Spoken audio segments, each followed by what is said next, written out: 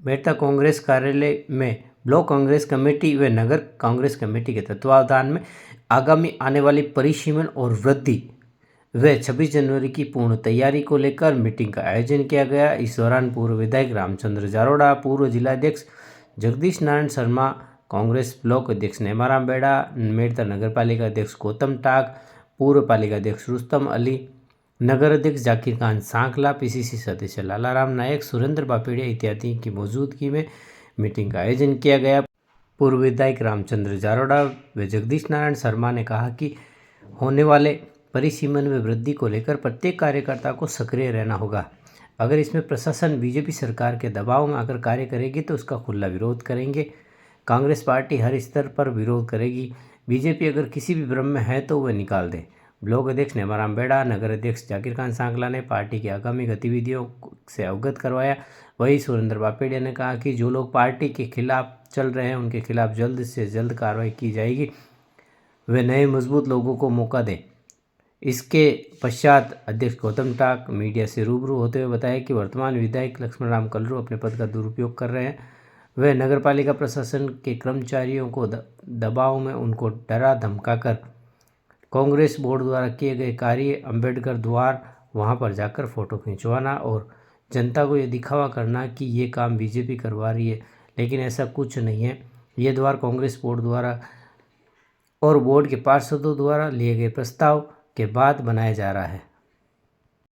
City नगरपालिका कांग्रेस का board बनते ही जो हमने दो प्रस्ताव लिए थे, एक तो वीर तेजा जी का, एक अम्बेडकर साहब का। वीर तेजा जी का जो हमारा द्वार था वो हमारा बिलाड़ा रोड पे था, उन्होंने सब करके, और जो लागो रोड पे किया, अच्छी बात है, हमारे तेजा जी महाराज उधर ही है और जो द्वार बन रहा है। अब जो अम्बेडकर का द्वार जो बन रहा है, हमारे अम्बेडकर साहब सबके हैं, और वो जब 26 जनवरी आ रही है, जब संविधान उन्होंने बनाया तो उनका तो द्वार होना ही चाहिए।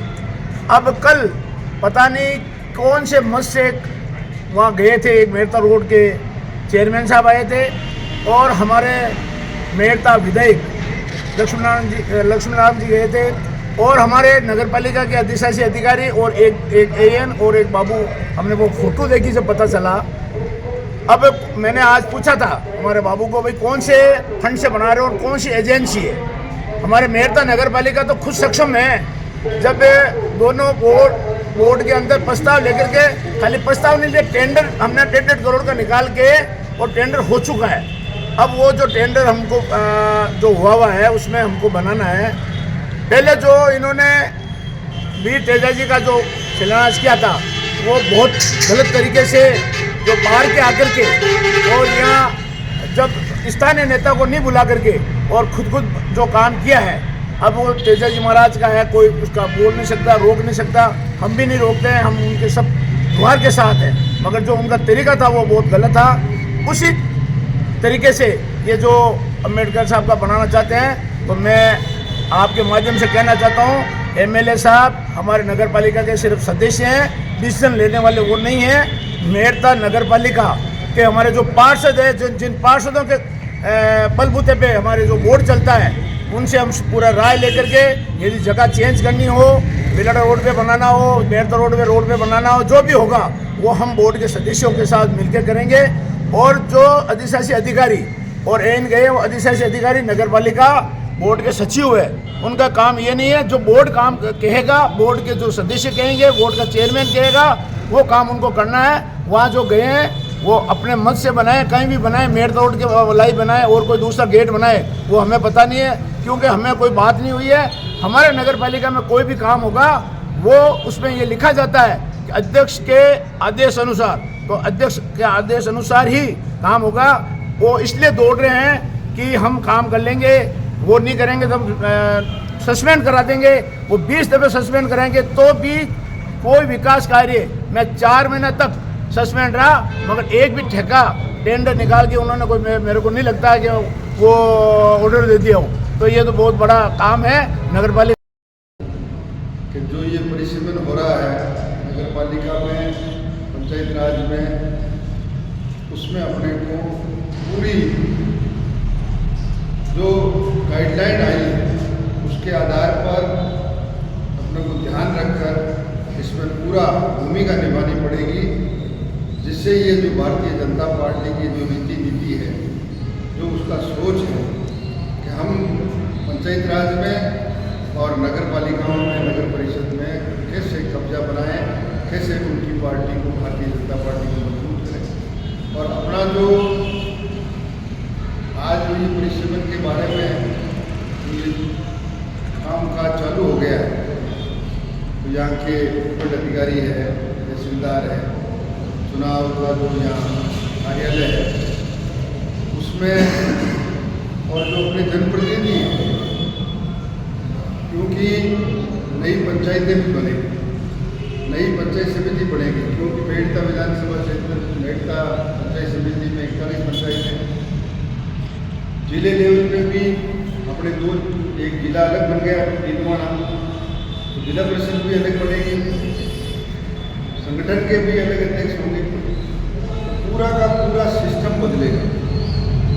तो इसमें अपने को बहुत ही सजगता के साथ, सावधानीपूर्वक, और जो इन्होंने जो गाइडलाइन दी है उसके आधार पर अपने को सजग रहकर, और जहाँ अपने को पंचायतें बनानी है वो प्रस्ताव देने, जहाँ पंचायत समिति की वार्ड बनाने हैं वहाँ अपने प्रस्ताव देने, नई पंचायत समिति जो बन रही है, और सभी प्रस्ताव मैं ये निवेदन आपसे करूँगा ब्लॉक के द्वारा जाए जाए, या आपके नगर पालिका में जो चेयरमैन साहब हैं उनके आधार पर होना चाहिए, और जो पंचायत राज का संगठन का अध्यक्ष है गंगाराम भैया, उसको भी इसमें पूरा ध्यान आकर्षित करना चाहिए।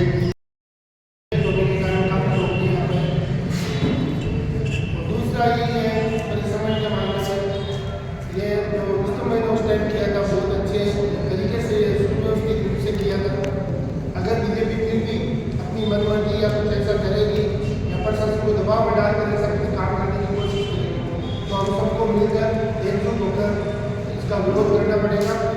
दूसरा काम सभी यहाँ आए, इसके लिए धन्यवाद। विवेचना और उसके समाधान दोनों पर विचार विमर्श गहनता से होना चाहिए। मेरा मानना है सबसे पहले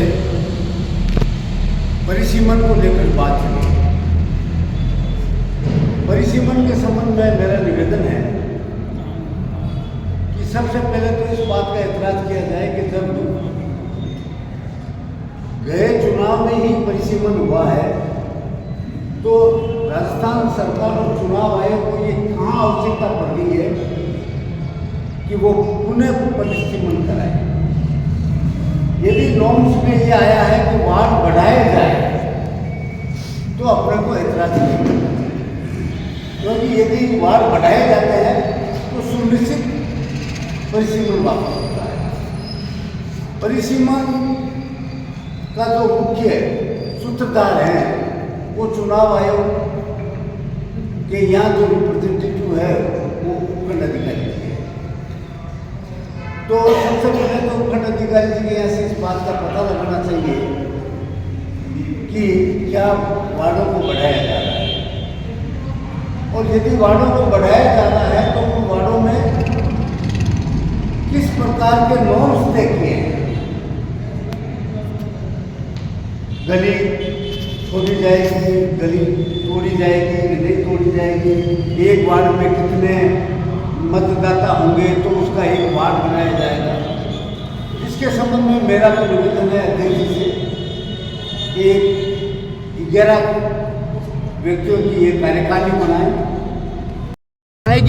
ये जो राजनीति कर रहे हैं वो बहुत हल्की राजनीति है। हमारे कर्मचारी है उनको कह रहे हैं तुमको वहाँ भेज देंगे। एक कर्मचारी अभी गया, वो कहते हैं कि साहब हमको तो यहाँ रहना बड़ा मुश्किल काम है, हम कहाँ से लावें, क्या करें, कई चीज़ें लागू हो गई है, पता नहीं क्या लागू हुई हो, हम क्यों पूछें, किस लिए पूछें। बाकी वो इसलिए डर रहे हैं कि हमारे या तो यहाँ से हमको भगा देंगे या हमारे लाभ ज़्यादा हो जाएगी, कुछ चक्कर होगा जब भी वो दब रहे हैं। बाकी वो दबो चाहे कुछ भी करो, हमारे अधिकारी नगर पालिका बोर्ड के अनुसार काम करना पड़ेगा। अभी जो कई कार्य हैं, कई फाइलें वगैरह जो है अभी हमने भेजा है उनको, जब लिस्ट आ जाएगी तो हम 1-2 दिन के अंदर आपका प्रेस कॉन्फ्रेंस करके क्या कारनामे हुए हैं, क्या गलत है, हम मेरठ सिटी में पारदर्शिता रखेंगे।